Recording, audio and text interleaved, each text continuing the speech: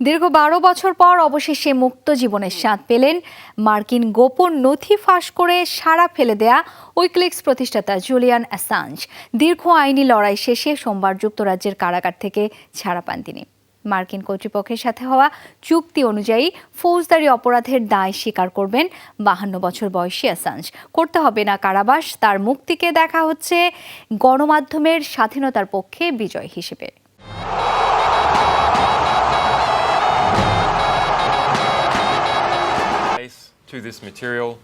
২০১০-১১ সালের দিকে যুক্তরাষ্ট্রের লাখ লাখ গোপন নথি ফাঁস করে বিশ্বজুড়ে আলোড়ন তোলে উইকিলিক্স। ইরাক ও আফগানিস্তান যুদ্ধ নিয়ে মার্কিন সরকারের গোপন সামরিক কূটনৈতিক তথ্য ফাঁস করে হইচই ফেলে দেন ওয়েবসাইটটির প্রতিষ্ঠাতা জুলিয়ান অ্যাসাঞ্জ। মার্কিন জাতীয় প্রতিরক্ষা বিষয়ক নথি প্রকাশের পর গুপ্তচর বৃত্তি আইন লঙ্ঘনের দায়ে ১৮টি মামলা হয় অ্যাসাঞ্জের বিরুদ্ধে। শুরু হয় তার ফেরারি জীবন। শাস্তি এড়াতে ২০১২ সাল থেকে লন্ডনে ইকুয়েডর দূতাবাসের আশ্রয়ে ছিলেন তিনি। ২০১৯ সালে জামিনের শর্তভঙ্গের অভিযোগে তাকে গ্রেফতার করে যুক্তরাজ্য পুলিশ। তখন থেকেই বন্দী বেলমার্শ কারাগারে। সেখান থেকেই আইনি লড়াই চলছিল যুক্তরাষ্ট্রে প্রত্যর্পণের বিরুদ্ধে।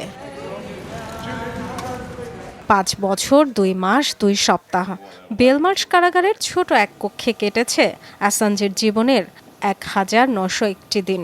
অবশেষে মুক্তি। উইকিলিক্স নিশ্চিত করেছে বিমানে যুক্তরাজ্য ছেড়েছেন অ্যাসাঞ্জ। ১২ বছর আগে জুলিয়ান ইকুয়েডর দূতাবাসে রাজনৈতিক আশ্রয় গিয়েছিলেন। আমার বিশ্বাস আমাদের জীবনের এমন মুহূর্ত শেষ হয়ে এসেছে। এবার তিনি পুরোপুরি মুক্ত হবেন। জুলিয়ানের মামলা ও কারাবাসের সময় অসাধারণ এক আন্দোলন গড়ে উঠেছে। মুক্ত জুলিয়ানের নতুন এক অধ্যায় শুরু হবে। প্রশান্ত মহাসাগরীয় নর্দার্ন মারিয়ানা আইল্যান্ডসের একটি আদালতে হবে তার মামলার পরবর্তী শুনানি। মার্কিন কর্তৃপক্ষের সাথে হওয়া চুক্তি অনুযায়ী সেখানে ফৌজদারি অপরাধের দায় স্বীকার করবেন জুলিয়ান অ্যাসাঞ্জ। ৬২ মাসের কারাদণ্ড হতে পারে তার। তবে যুক্তরাজ্যের কারাগারে ভোগ করার সাজার সময়কে ধরা হবে এর আওতায়। এর ফলে যুক্তরাষ্ট্রে কারাবাস করতে হবে না অ্যাসাঞ্জকে।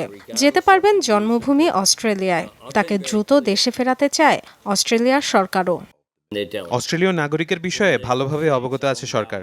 অস্ট্রেলিয়া সরকার তাকে পূর্ণ কূটনৈতিক সহায়তা দেবে। আমরা তাকে দেশে ফেরাতে চাই। গত এপ্রিলে অ্যাসাঞ্জের বিরুদ্ধে মামলা প্রত্যাহারে অস্ট্রেলিয়ার অনুরোধ বিবেচনার কথা জানিয়েছিলেন মার্কিন president Joe Biden. Dorothy Dastrin, Jamuna news.